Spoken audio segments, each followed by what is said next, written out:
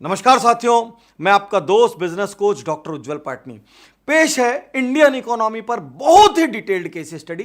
साथियों, अब उन इंडस्ट्रीज का नाम, उन उद्योगों का नाम, उन सेक्टर्स का नाम लेने जा रहा हूं जिनको खतरा है, क्योंकि कोरोना ने जिंदगी को शतरंज में बदल दिया है। कोई जीतेगा तो कोई हारेगा।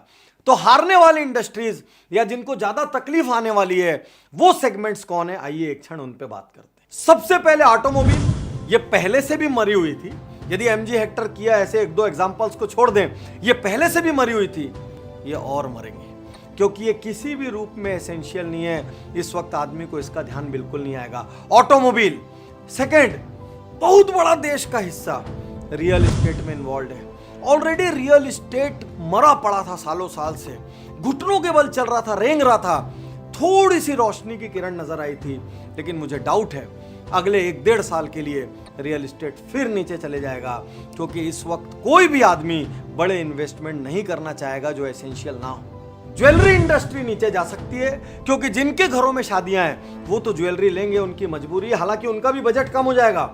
और बाकी जितने भी लोग एस्पिरेशनल ज्वेलरी लेते थे, जब बाहर कहीं जाना ही नहीं है, जब पार्टियां ही कम हो रही है, जब गैदरिंग्स ही कम हो रही है, तो ज्वेलरी दिखाएंगे किसको? तो ज्वेलरी इंडस्ट्री भी नीचे आएगी। फर्नीचर्स, फर्निशिंग अर्थात सारे पर्दे, sofa cloth manufacturer, dealer, accessories, घर को सजाने वाली जितनी भी चीजें हैं, आप सब नीचे आएंगे, क्योंकि इस वक्त आदमी अपने घर में रुकेगा। इस वक्त वो कोई भी भीड़ वाली दुकान में नहीं जाना चाहेगा और ये हैंगओवर काफी दिन तक रहेगा। यदि उसके घर में इमरजेंसी कोई दिक्कत है तो ही वो खरीदने निकलेगा, और आप तीनों इमरजेंसी में नहीं आते हैं, फर्नीचर भी नहीं आता है, फर्निशिंग्स भी नहीं आता है, होम एसेसरीज भी नहीं आता है, आप सबको दिक्कत है। जब मैं लगातार यहां बोल रहा हूं कि ये नीचे जाएगी, इसको दिक्कत होगी, तो ऐसा नहीं है कि कोई भी नहीं चलेगा। कुछ लोग चलेंगे, लेकिन उनको क्या खास काम करना होगा ये देखने के लिए मेरी अगली केस स्टडी का इंतजार कीजिए, क्योंकि ऑलरेडी इसमें कंटेंट इतनी ज्यादा है कि इसमें हम सारे सुझाव और समाधान वाले पार्ट नहीं दे पाएंगे। Luxury clothing, premium clothing, ethnic clothing, आप सबको दिक्कत जाएगी, क्योंकि इस पीरियड में लोग लग्जरीज की ओर नहीं जाना चाहेंगे। फंक्शंस कम होंगे, और फंक्शंस कम होंगे तो गैदरिंग्स भी कम होगी, और गैदरिंग कम होगी तो लोग दिखावे में ज्यादा यकीन नहीं करेंगे। अब हम आते हैं उस सेगमेंट को जिसको आज भी सबसे बड़ा नुकसान है। उस सेगमेंट ने जिंदगी में कभी ऐसा नुकसान ना देखा था, ना सोचा था। वो सेगमेंट है hotel, airlines, travel agencies, travel companies, सारी हॉलिडे कंपनीज, सारे लोकल टैक्सी ऑपरेटर्स जिसमें बड़े खिलाड़ी भी शामिल है, ओला, उबर। आपका ये जो पूरा ट्रेवल एंड हॉस्पिटैलिटी ग्रुप है, आप दिक्कत में रहेंगे। दिक्कत इसलिए रहेगी क्योंकि टूरिस्ट कम आएंगे जाएंगे, डोमेस्टिक टूरिस्ट कम ट्रेवल करेगा। बिजनेसेस ट्रेवल करने की जगह फोन का, ई कॉन्फ्रेंसिंग का ज्यादा सहारा लेंगे। लोगों के दिमाग में डर बना हुआ रहेगा, क्योंकि यह भी अब कहा जा रहा है कि जो ठीक हो जाता है वो भी कुछ दिन तक दूसरों को इन्फेक्ट कर सकता है, और ये बात जब तक चलती रहेगी तब तक आपका पूरा सेगमेंट डाउन रहेगा। लेकिन यहां आज मैं आपको एक बात कह दूं, आप कुछ भी करके कुछ महीने सरवाइव कीजिए, उसके बाद जैसे ही कोरोना का आतंक खत्म होगा, सबसे ज्यादा बेनिफिट यदि किसी इंडस्ट्री को मिलेगा तो आपको, क्योंकि लोग अपने घरों के लॉकडाउन में, अपने शहरों के लॉकडाउन में त्रस्त हो जाएंगे, और जिसके पास भी डिस्पोजेबल कैपिटल होगा, लिक्विडिटी होगी, वो सबसे पहले ये एहसास करेगा कि जिंदगी में पैसा कोई काम नहीं आता, और वो अपने शौक पूरे करने निकलेगा। और दुनिया के बड़े शौकों में से एक शौक है ट्रैवल, एंटरटेनमेंट। साथियों, इस केस स्टडी में इतनी सारी बात कही गई है कि हो सकता है आपको याद न रहे, आपको ध्यान न रहे। इस केस स्टडी से जुड़ा बहुत ही विस्तृत डॉक्यूमेंट हिंदी और इंग्लिश में उज्जवल पाटनी यूट्यूब चैनल में दिया जा रहा है। साथियों, इस केस स्टडी को अंत तक जरूर देखना, मिस मत करना। और इसके बाद मेरी अगली केस स्टडी आने वाली है, जिसमें मैं ये बताऊंगा इस वक्त हम सरवाइव कैसे करें। अगला बहुत बड़ा सेगमेंट आता है कंज्यूमर इलेक्ट्रॉनिक्स। मोबाइल को छोड़ के आप सबको दिक्कत रहेगी।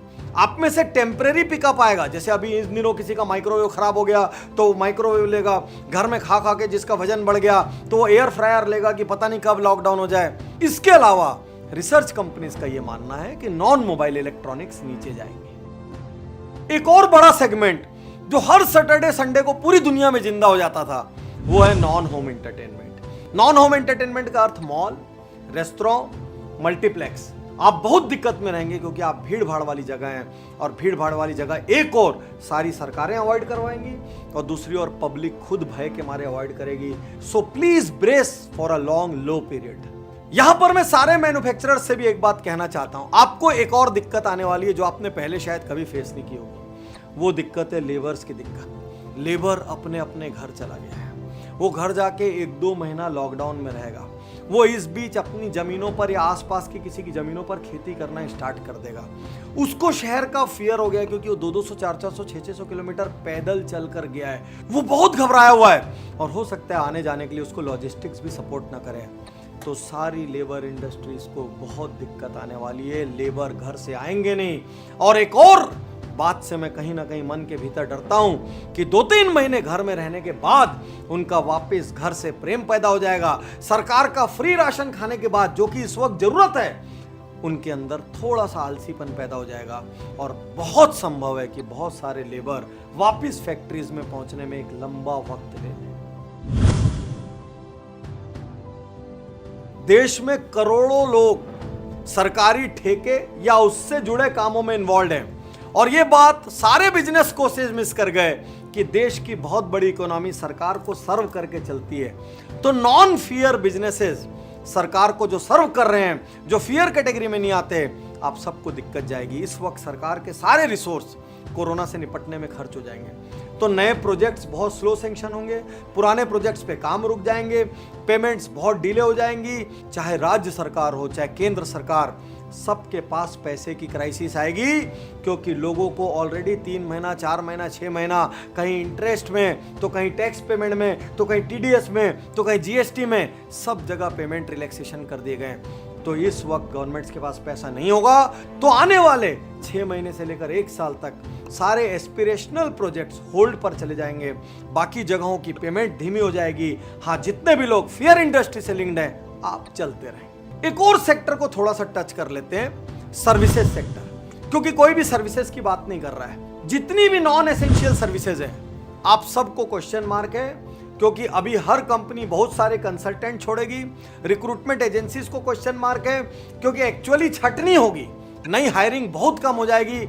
आर्किटेक्ट्स, इंटीरियर डिजाइनर्स, सबको क्वेश्चन मार्क है, क्योंकि अभी नए घर बनेंगे नहीं, उनकी सजावट नहीं होगी। तो ये पूरा का पूरा सर्विसेज का इकोसिस्टम नीचे जाएगा।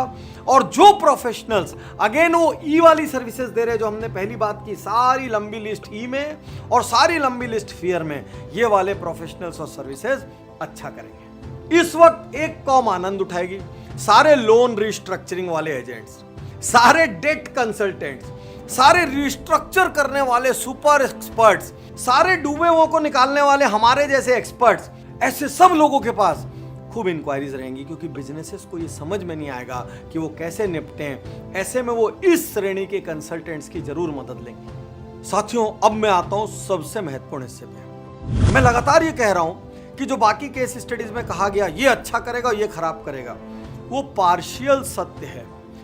उसी इंडस्ट्री में हो सकता है कोई अच्छा करे, हो सकता है कोई अच्छा ना करे।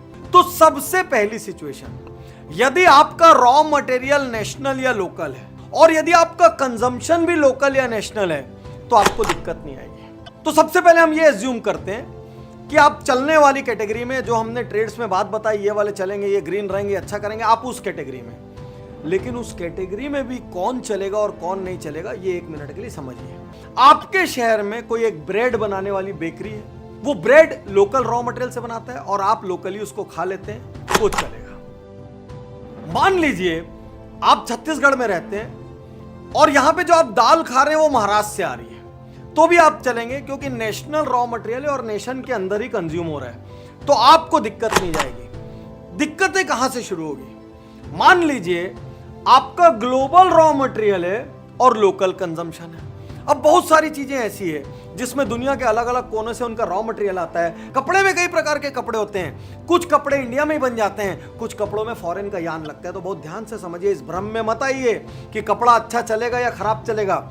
अच्छे से समझिए, यदि ग्लोबल रॉ मटेरियल है और लोकल या नेशनल कंजम्पशन है, अर्थात इंडिया में कंज्यूम कर रहे हैं, तो सप्लाई चेन की दिक्कतें आएगी। डिपेंड करेगा वर्ल्ड के किस पार्ट से आपका माल आता है। तीसरी सिचुएशन, यदि आपका बिजनेस भले चलने वाली कैटेगरी में, लेकिन ग्लोबल रॉ मटेरियल है और ग्लोबली कंजम्पशन है। मतलब आप कई जगह से चीजों को मंगा रहे हैं और उनको वापस से कहीं बाहर भेज रहे हैं, आपको डबल दिक्कत है, क्योंकि आपको चीजें आने में भी दिक्कत आएगी और चीजें बाहर भेजने में भी दिक्कत आएगी। इसका एग्जांपल देता हूं। मान लीजिए कोई एक इलेक्ट्रॉनिक गुड बनाने के लिए आपको ताइवान का भी पार्ट लग रहा है, आपको चाइना का भी पार्ट लग रहा है, आपको यूरोप का भी कोई पार्ट लग रहा है, तो हो सकता है आपका ताइवान और चाइना वाला पार्ट आ जाएगा, आपका यूरोप का पार्ट अटक जाएगा, तो आपकी असेंबली लाइन पूरी नहीं हो पाएगी। यही दिक्कत ऑटोमोबाइल को भी होगी, उनके भी अलग अलग देशों से पार्ट आते हैं, तो पता चला कोई देश सही चल रहा है और किसी देश में कोरोना की मार पड़ी हुई है, तो उनकी असेंबली लाइन पूरी नहीं हो पाएगी। तो बहुत ध्यान से अपने आप को आंकिए कि भले मैं चलने वाली इंडस्ट्री में हूं, लेकिन क्या मेरा कोई रॉ मटेरियल ऐसा है जो इंटरनेशनली डिपेंडेंट है, जो बाहर से आता है।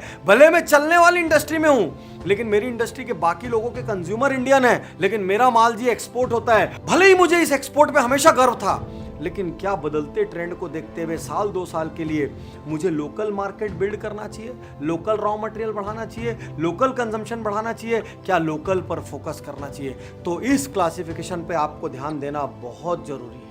और जैसे ही मैं ग्लोबल मटेरियल कहता हूं, मेरा अगला क्लासिफिकेशन आ जाता है China dependent business and non China dependent business, यानी इंटरनेशनल दोनों हैं, लेकिन एक बिजनेस चाइना पे डिपेंडेंट है, एक नॉन चाइना। और ये क्लासिफिकेशन बताने के पीछे का सेंटिमेंट समझने के लिए मैं धीरे से आपसे आग्रह करूंगा कि कोरोना कैसे बना, षड्यंत्र या संयोग, ये मेरी केस स्टडी है।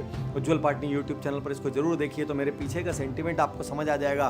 तो चाइना डिपेंडेंट जो बिजनेस है, आपको कोई प्रॉब्लम नहीं होने वाली, क्योंकि चाइना में ऑलरेडी मार्च मिड से आधे से ज़्यादा स्कूल खुल चुके हैं, 80% इंडस्ट्रीज प्रोडक्शन कर चुकी है, शेयर मार्केट रिकवर कर रहा है, फिनटेक एजेंसीज वापस से काम करने लग गई हैं, वर्कर्स काम पे लौटने लग गए हैं। वो तो छोड़िए, जिस वुहान में त्राही त्राही मची थी, वहाँ पे बाजार वापस खुल गए हैं, वहाँ पे स्कूलें वापस खुल गई है, वहाँ पे सिनेमा हॉल वापस खुल गए हैं, वहाँ पे बैंक वापस खुल गए हैं, वहाँ पे सड़कों पे आवाजाही चालू हो चुकी है। तो इसलिए मैं यहाँ कहना चाहता हूँ कि यदि ग्लोबल रॉ मटेरियल भी आ रहा है और वो चाइना से आ रहा है, तो आपको चिंता ज्यादा नहीं करनी चाहिए। साथियों, उम्मीद है इस केस स्टडी ने आपको जबरदस्त प्रभावित किया होगा। यदि आपको अच्छी लगी हो तो पक्का शेयर करें और डॉक्यूमेंट डाउनलोड जरूर करें। भूले ना कि आजकल उज्ज्वल पाटनी यूट्यूब चैनल बहुत ज्यादा रिसर्च केस स्टडी बना रहा है, इसीलिए हमारी संख्याएं थोड़ी सी कम हो गई है, लेकिन यहां और इससे आगे आप जो भी केस स्टडी देखेंगे, आपको लगेगा ये 100 मैगजीन के बराबर एक केस स्टडी। शुक्रिया, धन्यवाद, थैंक यू। कम खर्च में सरल हिंदी में घर बैठे सीखिए बिजनेस बढ़ाना, भारत का सबसे बड़ा business and life coaching portal.